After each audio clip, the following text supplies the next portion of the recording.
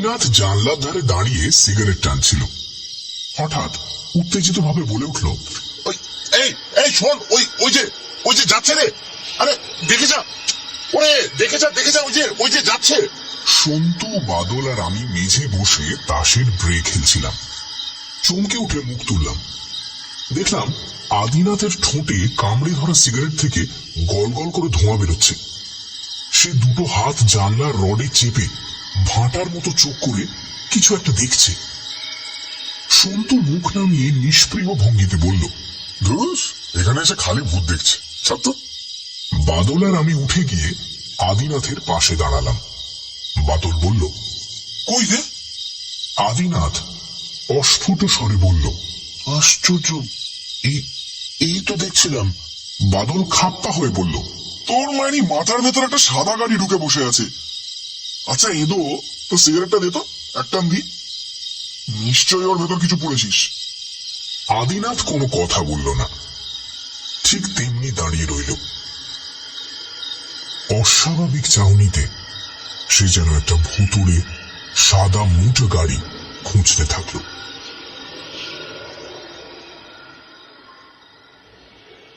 দুদিন হলো আমরা এসেছি এই চোরডিহা বাংলোতে।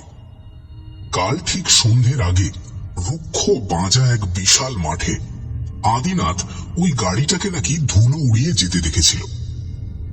গাড়িটা মাঠের ওপাশে টিলা পাহাড়গুলোর ভেতরে অদৃশ্য হয়ে যায়।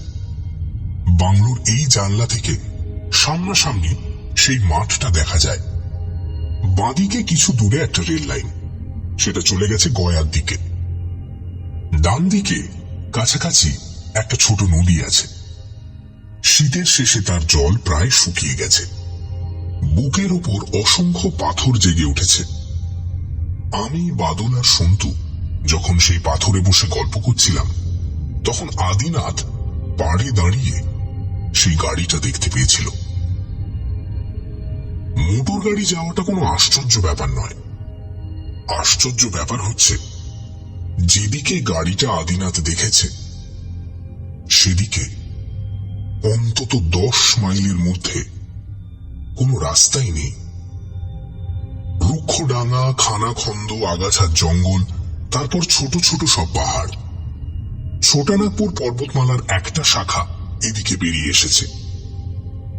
আদিনাথ আজ সকালে ফের সে গাড়িটা দেখার কথা বললে বাদল চৌকিদারকে ডেকে আনলো কিচেন থেকে। চৌকিদারের নাম ততিরাম, পেল্লায় গরমের লোক, ভাঙা ভাঙা বাংলা বলতে পারে।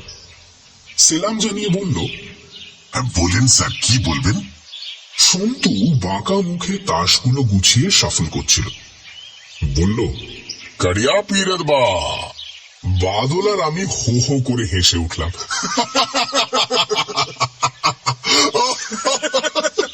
বললাম, চৌকিদার পরশুরাম পড়েনি রে, তবে মনে হচ্ছে এটাই সেই ভূসুন্ডির মাঠ।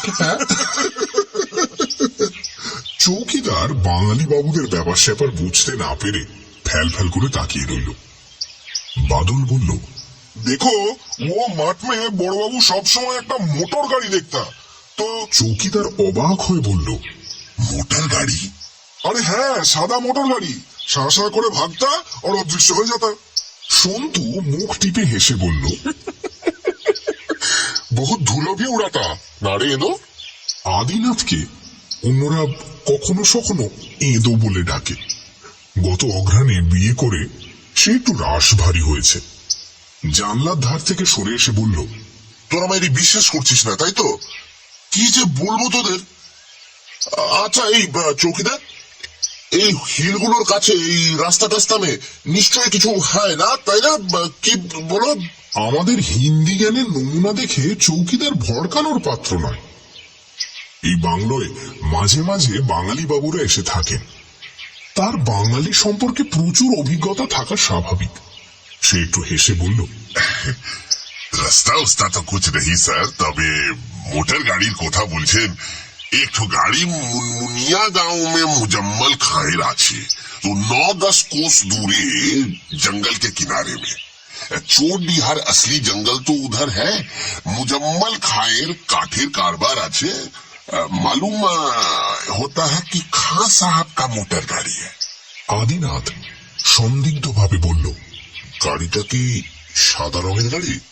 চৌকিদার ততিরাম গোফে তা দিয়ে ভাবিত মুখে বলল, মনে তো না আছে স্যার, আর সাদা ভি হবে। সন্তু বলল, ব্যাস হলো তো, রহস্যের মুন্ডুতে ঘ্যাচাং করে একটা কপল। চৌকিদার চলে গেল। আদিনাথ বলল, all right, I must investigate. খাটের মশারি স্ট্যান্ডে ঝোলানো প্যান্ট শার্ট টেনে নিল আদিনাথ। পাজামা ও পাঞ্জাবি খুলে ফেললো ঝটপট। বাদল বলল, তুই সত্যি যাচ্ছিস? মারা পড়বি এদো, বউকে এত শিগগির বিধবা করিস না ভাই। আদিনাথ প্যান্ট শার্ট পরে মাথায় সান ক্যাপ পরল, চোখে সানগ্লাসও পরল। তারপর আমাদের দিকে ঘুরে বলল, এই তোরা কেউ যাবি আমার সঙ্গে? বাদল রাগ করে বলল, এই এবার আমাদের চটিয়া হাটে যাওয়ার কথা না? আদিনাথের মুখে একটা মরিয়াপনার ছাপ ফুটে উঠল। সে বলল, তার চেয়ে আমার কাছে একটা সাদা গাড়ি ঢের জরুরি। সন্তু তাস রেখে উঠে দাঁড়ালো, কোমরে দু হাত রেখে ফিল্মের ভিলেনের ভঙ্গিতে বলল, গাড়িটা কি তোর শ্বশুরের ভেবেছিস নাকি যে জামাইকে দেখে তুলে নেবে? শুনলি না কোন খাঁ সাহেবের গাড়ি বললো? আদিনাথ কোনো কথায় কান দিল না, সে বেরিয়ে গেল। সন্তু তার কিট ব্যাগ খুলে ব্র্যান্ডির বোতলটা বের করে হাসতে হাসতে বারান্দায় গেল। তারপর বোতলটা তুলে চেঁচিয়ে আদিনাথের উদ্দেশ্যে বলল, এদো, এই এদো, যাওয়ার আগে একটু স্ট্রেংথ নিয়ে যারা এদো। আদিনাথ বাংলোর এই টিলা বেয়ে হন হন করে নেমে যাচ্ছিল। বারান্দায় দাঁড়িয়ে আমরা অনেকক্ষণ ধরে তার যাওয়া দেখলাম। কাছিমের গোলের মতো বিস্তীর্ণ ন্যাড়া মাঠ পেরিয়ে সে যখন পলাশ বনটায় ঢুকল, তখন তার ধূসর টুপিটা দেখা যাচ্ছিল। বাদল বলল, আদিনাথটা বড় বড় এরকম একরোখা কেন বলতো? সন্তু ব্র্যান্ডির বোতলে চুমুক দিয়ে ঘরে চলে গেল। আদিনাথ এরকম একরোখা সেটা আমরা জানি, কিন্তু কোথায় একটা সাদা মোটর গাড়ি দেখেছে তা তদন্ত করে দেখার যোগ্য কেন মনে করলো বুঝতে পারছিলাম না। এমনও তো হতে পারে গাড়িটা যদি মনমুনিয়া গায়ের কাঠগোলার মালিক মোজাম্মেল খাঁয়ের নাও হয়। কারা বেড়াতে এসেছে বাইরে থেকে এবং ইচ্ছে করে মাঠ বন বাদার চষে বেড়াচ্ছে। আমাদের সঙ্গে গাড়ি থাকলে আমরাও কি তা করতাম না? চোরডিহা স্টেশন থেকে একটা কাঁচা এবড়ো খেবড়ো রাস্তায় মাইল 4 এলে এই ফরেস্ট বাংলো। এই রাস্তাটা বাংলোর পেছন দিকে এবং জিপে করে আসা যায়। সরকারি লোকেরা জিপে চেপে এখানে আসেন। চৌকিদারের কাছে শুনেছি মাঝে মাঝে শিকারীরাও আসে জঙ্গলে শিকার করতে। অবশ্য জঙ্গলটা বেশ দূরে। এক সময় নাকি দক্ষিণের ওই মাঠ আর আগাছার জঙ্গল সত্যিকার জঙ্গলে ভরা ছিল। উঁচু উঁচু শালবন ছিল। কালক্রমে উচ্ছেদ করে ফেলেছে লোকেরা। মাটি ন্যাড়া হয়ে গেছে অনেকটা জায়গা জুড়ে। বন দপ্তর আবার সেখানে গাছ পোঁতার প্ল্যান করছে।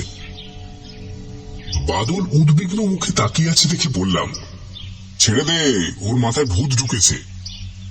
ভিতরে এসে আমরা পোশাক বদলে ফেললাম। তারপর চৌকিদারকে বলে গেলাম আদিনাথ ফিরলে তাকে যেন চোরডিহা চলে যেতে বলা হয়। আমরা সেখানে বিকেল অবধি থাকবো আর সন্ধ্যার মুখে মুরগি কিনে নিয়ে ফিরব। চোরডিহায় আদিবাসী পুরুষ ও মেয়েরা নানান রকম জিনিস বিক্রি করে। পুঁতির মালা, ঝুড়ি, কাঠ, বনজ ফলমূল, এমনকি মুরগিও। দূর দূরান্তের শহুরে বাবুরাও বেড়াতে আসে, বেশিরভাগই বাঙালি। হাটের শেষ দিকটায় একটা বিশাল মহাগনি গাছের ছায়ায় বসে আমরা বোতলে ভরা ঈষৎ সভ্য চেহারার রঙিন মহুয়া পান করলাম। সূর্য যখন একটু পশ্চিমে গড়ালো, তখন গাছের ছায়ায় তিনজনে শুয়ে পড়লাম। সেই ঘুম যখন ভাঙল, তখন রোদ কমে গেছে। খিদে পেট চোঁচো করছে। ভাঙা হাটে তাড়াহুড়ো দরদস্তুর না করেই দুটো মুরগি কেনা হলো। একটা চটের থলেও কিনতে হলো মুরগি দুটো আনার জন্য। বাংলোর কাছাকাছি গিয়ে এতক্ষণে আমাদের আদিনাথের কথা মনে পড়ল। সন্তু বলল, নির্ঘাট চৌকিদারের ভাত রুটি মেরে নাক ডাকিয়ে ঘুমোচ্ছে। এবেলা তো আমাদের জন্য রাধার কথা ছিল না। বাদল তখনও টলছে, বলল, কি হারালো জানে না এ তো। ওফ, কি দিনটা কাটলো মাইরি। গেটের কাছে পৌঁছে সন্তুর গতি বেড়ে গেল। চৌকিদার, চৌকিদার, কায় তুম? এ তোতিরাম কিধার গয়া? মুরগি লা রে, দেখো। বলে সে চেঁচাতে চেঁচাতে লন পেরিয়ে শেষ দিকটায় চলে গেল। ওদিকে কিচেন, তার পাশে চৌকিদার ততিরামের ঘর। বাদল লনে পেতে রাখা বেতের চেয়ারে বসে চেঁচিয়ে বলল, ওই সন্তু, ওরা চা বলে দে একটা, লেবু চা। আমি বারান্দায় এগিয়ে দেখি দরজাটা ভেজানো। যা ভেবেছিলাম তাই, আদিনাথ এখনো ঘুমোচ্ছে, কিন্তু গায়ে কম্বল মুড়ি দিয়েছে কেন বুঝলাম না। এখানে মাঝরাতের পর এখনো শীত লাগে, শেষ রাতে শীতটা আরো জোরালো হয়, কিন্তু তাই বলে দিনের বেলায় মুড়ি দেওয়ার প্রশ্নই ওঠে না। ডাকলাম, আদিনাথ, আদিনাথ, এই এঁদো, এঁদো। আদিনাথের মুখটা কম্বলের বাইরে ছিল। সে একবার তাকিয়ে চোখ বুঝল। ওর চোখ দেখে চমকে উঠলাম। চোখ একেবারে লাল। কাছে গিয়ে বললাম, কিরে এঁদো, জ্বর হলো নাকি? কপালে হাত রেখে টের পেলাম জ্বরে গা পুড়ে যাচ্ছে। বললাম, জ্বর বাঁধিয়েছ তাহলে? বারণ করেছিলাম রোদে অমন করে বেরিও না। নাও এখন ঠেলা বোঝো। আদিনাথ চোখ বুজে রেখে কেমন একটা হেসে বলল, আরে হাটে গেছিলি তোরা? হাটে গেছিলি? হ্যাঁ, তুই কখন ফিরলি? আমি ফিরেছি দুপুরে। হাসতে হাসতে বললাম, তবে হ্যাঁ, শ্বশুরের সাদা মোটর গাড়ির পাত্তা পেলি কিরে? হ্যাঁ। আদিনাথ জবাব দিল না। তখন তাকে একটু ঠেলে দিয়ে ফের বললাম, কিরে এঁদো, কথা বলছিস না কেন? আদিনাথ এবার চোখ খুলল। চোখ অসম্ভব লাল। আস্তে আস্তে বলল, কি মোটর গাড়ি? আদিনাথ সেই অদ্ভুত ভঙ্গিতে একটু হাসল।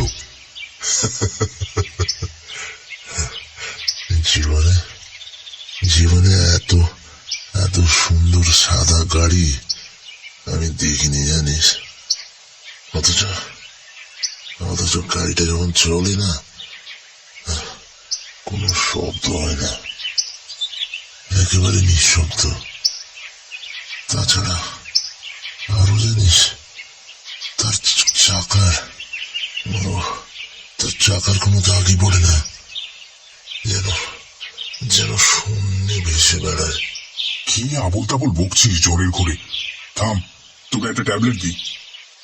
আদিনাথ গরম হাতে আমার হাত ধরল।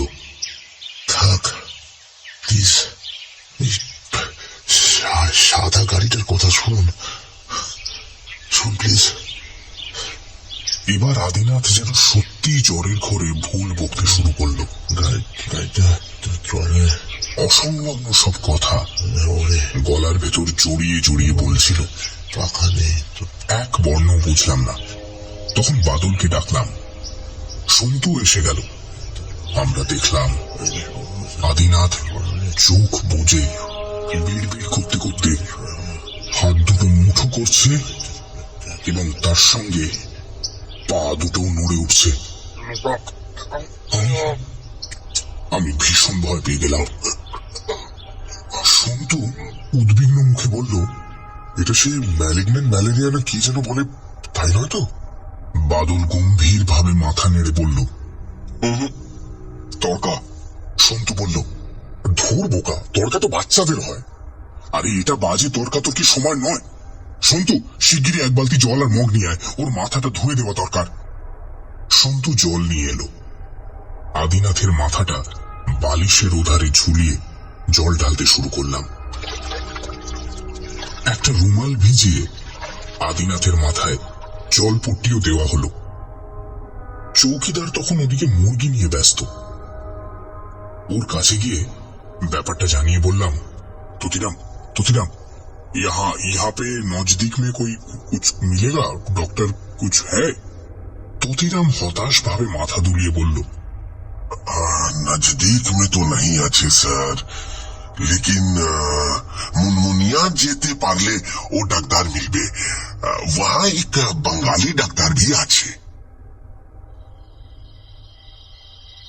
ততক্ষণে সন্ধ্যার আঁধার ঘনিয়েছে। বাংলোয় বিদ্যুৎ নেই। চৌকিদার হ্যারিকেন জ্বালল।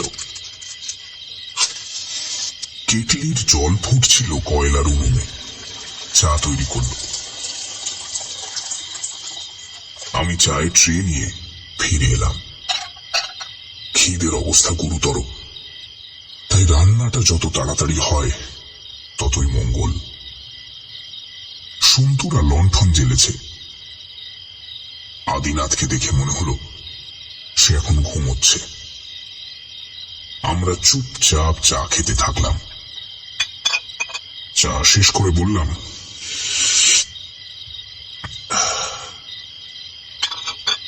সেই মুনমুনিয়া ছাড়া ডাক্তার পাওয়ার আশা নেই। এই রাত্রিবেলা পায়ে হেঁটে এত দূর যদি যেতেও পারি, ডাক্তার তো আসবে না। বন জঙ্গলের এলাকা, শুনেছি ডাকাতের উপদ্রব আছে। কি করা যায় বলতো সন্তু? আমার কাছে অ্যাসপিরিন ট্যাবলেট আছে, খাইয়ে দি। আদিনাথ ঘুমোচ্ছিল দেখে ওকে তখনই জাগিয়ে ট্যাবলেট খাওয়াতে চাইলাম না। এবারকার বেড়াতে আসার আনন্দ মাঠে মারা গেল ভেবে আমরা মোষড়ে পড়লাম। বাদল বাইরের দিকে তাকিয়ে বলল, যা হবার হলো, এ তো ঘুমক। চ, আমরা বাইরে গিয়েই বসি। চাঁদ উঠেছে মনে হচ্ছে। আমরা তিনজন লনে গিয়ে বেতের চেয়ারে বসলাম। সবে চাঁদ উঠেছে। চাঁদের গরম দেখে মনে হলো আগামীকালই পূর্ণিমা। চোরডিহায় এখন বসন্তকাল, তবু জ্যোৎস্নাটা পরিচ্ছন্ন নয়। শীতের কুয়াশা যেন এখনো জড়িয়ে আছে সেই জ্যোৎস্নার ভেতরে। আমাদের কথা বলতে ইচ্ছে করছিল না। আদিনাথের গোয়ার্তনির জন্য সব ভেস্তে গেল। কাল সকালেও যদি জ্বরটা না ছাড়ে তাহলে কি হবে ভেবে পাচ্ছিলাম না। ডাক্তার আনতে সেই মুনমুনিয়া যাওয়া, উফ। দূরে বিস্তীর্ণ ন্যাড়া মাঠটার দিকে তাকিয়ে সিগারেট খাচ্ছিলাম।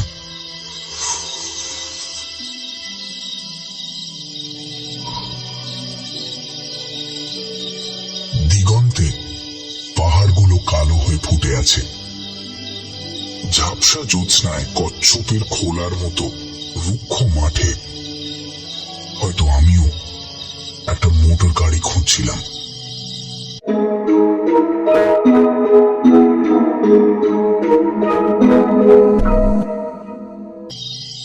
হঠাৎ পূব দক্ষিণ কোণে এক ঝলক আলো ফুটে উঠল। তীব্র আলোর ঝলক। মোটর গাড়ির হেডলাইট কি? উত্তেজিত ভাবে বললাম, এই দেখ দেখ দেখ দেখ, ওদিকে দেখ। সন্তু আরে কি বলেই চুপ করে গেল। বাদলও সেদিকে তাকালো। তার চোখ দুটো চকচক করতে থাকলো। আলো ঝলকানিটা আরো জোরালো হচ্ছিল। মনে হচ্ছিল ওটা এগিয়ে আসছে। সন্তু চেঁচিয়ে উঠলো এবার, হ্যাঁ? চৌকিদার, তোতিরাম, আরে জলদি ধরাও। তোতিরাম কিচেনের বারান্দায় বেরিয়ে বলল, হ্যাঁ বলেন স্যার। ওই আলোটা কিসের বলো তো? বাদল বিরক্ত হয়ে বলল, আদাত্তারি, ওকে বাংলা বোঝে নাকি? চৌকিদার, ওর রশনি কিসকা হ্যাঁ বলো তো? ওর হিন্দি শুনে হাসবার মতো অবস্থা নয়। চৌকিদার এক লাফে লনে নেমে ঠাহর করে দেখে বলল, हाँ सर, वो रेल का इंजन का बत्ती আছে। उधर रेलेर लाइन আছে না? देखिए लाइने पूरब से गाड़ी আসছে হ্যাঁ তো আস্তে আস্তে ও উত্তর দিশা में घूमे যাচ্ছে वो देखिए ट्रेन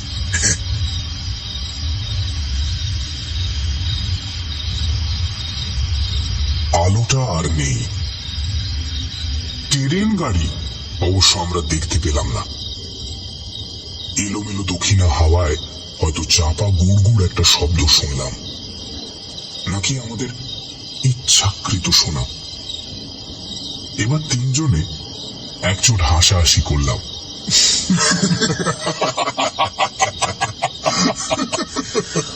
বাবা, তারপর সন্তু উঠে দাঁড়িয়ে বলল, বাদল তুই আদিনাথকে দেখিস, আমরা একটু ঘুরে আসছি বুঝলি।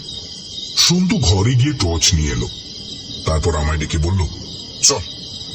বাদল রেগে গিয়ে বলল, ঈদের অবস্থা হবে বলে দিচ্ছি, তাছাড়া চৌকিদার বলেছিল ওদিকে শঙ্কচুর সাপ আছে। সন্তু গ্রাহ্য করল না। ও পাছে আমাকে ভীতু ভাবে, তাই নিঃশব্দে ওর পিছু নিলাম। সামনের রাস্তাটা কিছুটা সোজা, তারপর ফের ঢালু হয়ে উঠে গেছে। ধারে পৌঁছে সন্তু বলল, আমার একটা খটকা লেগেছে জানিস, সেটা মনের ভুল না চোখের ভুল নাকি সত্যি কিছু ভেরিফাই করা উচিত। কি রে সন্তু? কাল সন্ধ্যার একটু আগে আদিনাথ সাদা মোটর গাড়ির কথা বলল। অনেক রাতে আমার ঘুমটা ভেঙে গেছিল হঠাৎ। কোথাও যেন একটা চাপা গড় গড় শব্দ শুনতে পেলাম। ভাবলাম কোনো সরকারি অফিসার আসছে বাংলায়, সে বাড়িতে এসে আমাদের ভাগিয়ে দেবে, এই ভেবে মনে মনে তৈরি হয়ে বারান্দায় বেরোলাম। তোরা তখন ঘুমে কাট। তারপর বারান্দায় দাঁড়িয়ে আছি, তোর দেখবি হঠাৎ মনে হলো ঠিক এইখানটা একটা সাদা গাড়ি দাঁড়িয়ে আছে। চাঁদের আলো ছিল, কিন্তু গাড়িটা অসম্ভব সাদা। তার চেয়েও অবাক কথা, তারপর গাড়িটা আর দেখতে পেলাম না। তখন ভাবলাম নিশ্চয় ভুল দেখেছি। সন্তু, কথাটা তোর বলা উচিত ছিল। আরে ভুল, ওটা কি বলার কথা নাকি? আদিনাথের এই জ্বর আর ভুল বকা দেখে তখন থেকে মাথার ভেতরটা ঝিমঝিম করছে।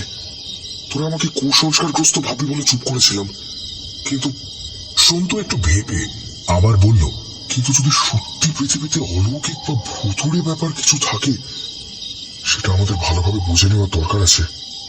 আরে বুঝবিটা কি? সন্তু আমার প্রশ্নের জবাব দিল না। সে হন হন করে হাঁটতে শুরু করলো। এক জায়গায় আবার কিছু পাথর পড়ে রয়েছে। টের পেলাম বাংলো থেকে মাঠটাকে যেমন দেখেছি আদৌ তেমনটি নয়। প্রচুর পাথর আর ফাটলে ভর্তি। জায়গায় জায়গায় কাঁটা ঝোপো রয়েছে। সন্তু একটা বড় পাথরের উপর উঠে বসে আমায় ডাকলো, আয় এখানে কিছুক্ষণ বসে ওয়াচ করি আয়। পাগলের পাল্লায় পড়া গেল দেখছি।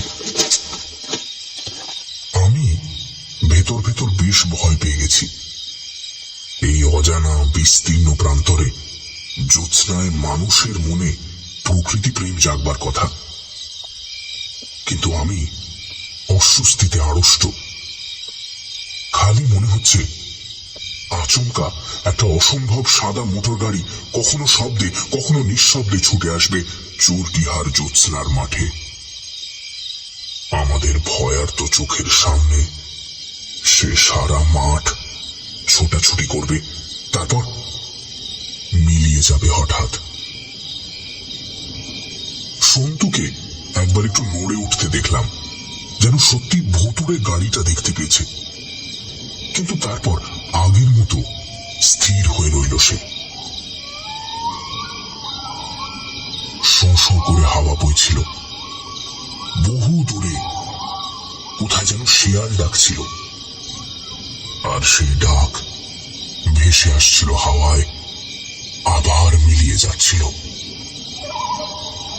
কাছাকাছি কোথাও একটা রাত চড়া পাখি ডেকে উঠল, তারপর চুপ করল। চাঁদটাও আরো কিছুটা এগিয়ে এলো আকাশে। তারপর বাংলোর দিক থেকে একটা ডাক ভেসে এলো। চমকে উঠলাম। হ্যাঁ, সন্তু কান পেতে শুনে বলল, ওই তুতিরাম ডাকছে, চ রান্না হয়ে গেছে, এতক্ষণে ফেরা যাক। শুনেই ভয় আর তন্ময়টা ঘুচে গেল। খিদেটা জেগে গেল। আমরা বাংলোয় ফিরে চললাম। যেতে যেতে সন্তু বলল, বসে থাকতে দারুণ ভালো লাগছিল। হয়তো সাদা গাড়ি এসেও যেত, কিন্তু খিদের চেয়ে সাংঘাতিক বাস্তব আর কিছু নেই। কিন্তু তার চেয়েও সাংঘাতিক বাস্তব আমাদের জন্য অপেক্ষা করছিল বাংলোতে। আদিনাথ মারা গেছে।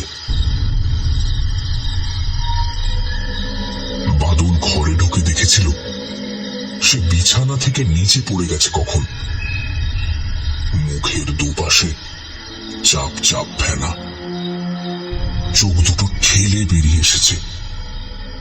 চিৎ করে শোয়াতে গিয়ে আদিনাথের নাক থেকে গল গল করে রক্ত এসে বাদলের 2 হাত ভিজিয়ে দিয়েছে। বাদল বাচ্চা ছেলের মতো হাউ হাউ করে কাঁদছে।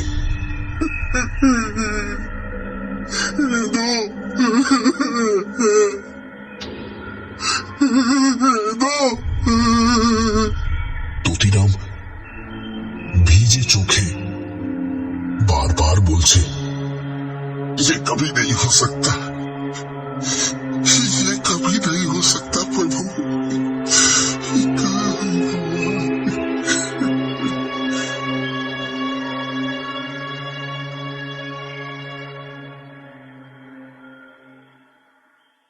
আদিনাথের ডেথ সার্টিফিকেটে লেখা হয়েছিল সানস্ট্রোক, এবং তাতেই মৃত্যু। কলকাতা শহর অলৌকিকতাকে মিথ্যা প্রতিপন্ন করে। কলকাতায় ফিরে মনে হয়েছিল, তাই তো এই সহজ ব্যাপারটা আমাদের মাথায় ঢোকেনি। ধুধু রোদে ঘোরাঘুরি করলে অমনটা তো হতেই পারে। কিন্তু সেই ঘটনার 10 বছর পরে আমি আবার চোরডিহা যাই হাওয়া বদলের উদ্দেশ্যে। চোরডিহার ততদিনে অন্য রূপ। বাংলোয় বিদ্যুৎ এসেছে, কাছাকাছি এলাকায় তামার খনি আবিষ্কৃত হয়েছে। কপার এজেন্টের লেবার অফিসার রমেন রুদ্র ছাত্র জীবনে আমার বন্ধু ছিলেন। তিনি সব ব্যবস্থা করে দিয়েছিলেন। জিপে করে পৌঁছেও দেন সেই ফরেস্ট বাংলোতে। ততিরামকে দেখতে পেলাম না, তার জায়গায় অন্য লোক। বাংলোর দক্ষিণে সেই প্রান্তরটা কিন্তু একটুও বদলায়নি। শুনলাম বন দপ্তর যতবার গাছ পুঁতেছেন সে গাছ শুকিয়ে মারা পড়েছে, তাই তারা হাল ছেড়ে দিয়েছে। ওই মাটিতে একরকম রাসায়নিক পদার্থ আছে যা বড় গাছ বাঁচতে দেয় না। তাছাড়া জায়গায় জায়গায় নিরেট পাথুরে জমি। সন্ধ্যের পর সেবারকার মতো চাঁদ উঠেছে। নবমী অথবা দশমী তিথি। মাসটা অবশ্য সেই এপ্রিল। চোরডিহাতে শীত বা গ্রীষ্ম দুটোই কষ্টদায়ক। এপ্রিলটাই ভালো। সন্ধ্যার দিকে মাঠ থেকে গা জুড়োনো হাওয়া ভেসে আসছে। লনে বেতের চেয়ারে বসে মাঠটার দিকে তাকিয়ে আদিনাথের কথা মনে পড়ছিল। সত্যি কি সে একটা সাদা মোটর গাড়ি দেখতে পেয়েছিল ওখানে? সন্তুর দেখাটা বিশ্বাস করা উচিত নয়, কিন্তু আদিনাথ একটু একরোকা প্রকৃতির হলেও বুদ্ধিমান ছেলে ছিল। বসতে পারি? তাকিয়ে দেখি পাশের ঘরে সেই বৃদ্ধ ভদ্রলোক। মাথায় ধপধপে সাদা চুল, পরনে ধূসর রঙের স্যুট। বিকেলে আলাপ হয়েছিল। খুব ভদ্র আর অমায়িক মানুষ। থাকেন হাজারিবাগে। নাম বলেছিলেন নরনারায়ণ ত্রিবেদী। সাহেবের মতো চালচলন, হাবভাব সবকিছুই। ত্রিবেদী সাহেব বসে একটু হেসে বললেন, কফি খেতে আপত্তি নেই তো? বললাম, আরে না না, আমি বরং ভাবছিলাম যে। কথা কেড়ে নিয়ে ত্রিবেদী সাহেব বললেন, বলে এসেছি, প্লিজ ওয়েট আ বিট। তারপর এলাকার হালচাল নিয়ে গল্প করতে থাকলেন। চোরডিহা জঙ্গলের ইতিহাস শোনালেন আমাকে। তারপর বললেন, প্রতি বছর এ সময়টা এখানে আসি, প্রায় দিন 20 করে কাটিয়ে যায়। বাংলোয় জায়গা না পেলে ক্যাম্প করে নদীর ধারে গিয়ে থাকি। শঙ্খচূড় সাপ আছে বলে সবাই ভয় দেখায়। এ পর্যন্ত তা দেখার সৌভাগ্য হয়নি। আর প্রায় 20 বছর ধরে এখানে আসছি। আমি একবার এসেছিলাম, সেটা 1970 সালে। 4 বন্ধু মিলে এসেছিলাম। কি বললেন? 1970? আমি সে বছর এপ্রিলটা মিস করেছিলাম। হঠাৎ অসুস্থ হয়ে পড়লাম, হাসপাতালে থাকতে হলো 1 মাস। তবে সেবার অগাস্টে এসেছিলাম, 2 দিন থেকে চলে যাই। আমার ওই এপ্রিলেই চোরডিহা স্যুট করে ভালো। কফি নিয়ে এলো চৌকিদার। কফিতে চুমুক দিয়ে ত্রিবেদী সাহেব বললেন, কি বলছিলেন যেন? ও, এপ্রিল। এপ্রিল। চোরডিহা আমাকে কি দিয়েছে ভাবতে পারেন? ভদ্রলোক একটু হাসলেন। রসিকতার ইচ্ছে হলো। বললাম, আপনি নিশ্চয়ই হানিমুনে এসে এই জায়গাটার প্রেমে পড়েছিলেন, তাই তো? একটু চুপ করে থাকার পর কফিতে চুমুক দিয়ে ত্রিবেদী সাহেব ফের বললেন, আরে নো নো নো নো, আমায় দেখে কি মনে হয় সেই 1960 সালে বিয়ে করেছিলাম? আমার বয়স এখন 75।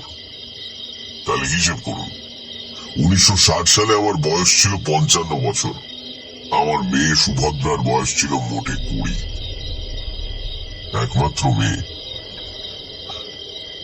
ওর মা মারা যায় 1959। পরের এপ্রিলে ওকে নিয়ে বেড়াতে এলাম চোরডিহা। তখন এই বাংলোয় ছিল টালির চাল, বাঘের ডাক শোনা যেত আশেপাশে। ওদিকে হাজারিবাগ গয়া সড়কের অবস্থা তখন শোচনীয়। তবু সুভদ্রাকে একটু থ্রিল দেব বলে মোটর গাড়ি হাঁকিয়ে এই বাংলোয় এসে হাজির হলাম।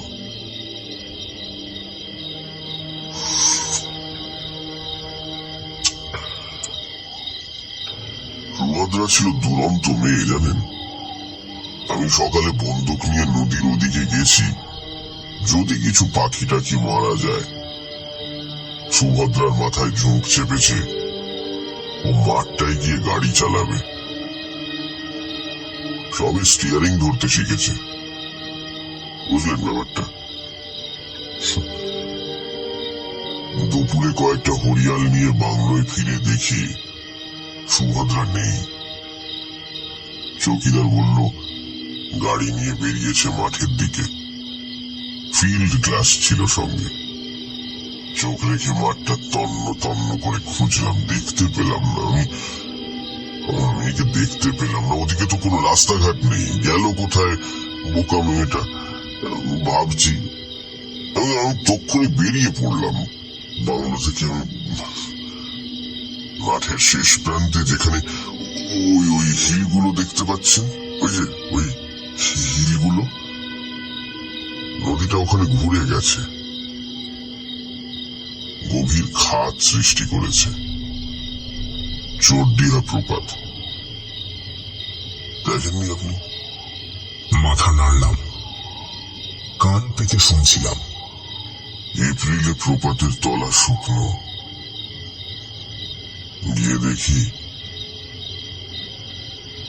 গাড়িটা 300 ফুট নিচে উল্টে পড়ে আছে। আপনার মেয়ের তাহলে কি হলো? বৃদ্ধ চেঁচিয়ে উঠলেন, Are you a fool? Are you a fool? 300 foot নিচে যে গাড়ি। হঠাৎ থেমে গিয়ে ধরা গলায় বললেন, আমায় ক্ষমা করুন, ইদানিং আমার হাই ব্লাড প্রেশার তো। বেশ অনেকক্ষণ স্তব্ধতা। তারপর আস্তে আস্তে বললাম, ত্রিবেদী বাবু, গাড়িটা কি সাদা রঙের ছিল?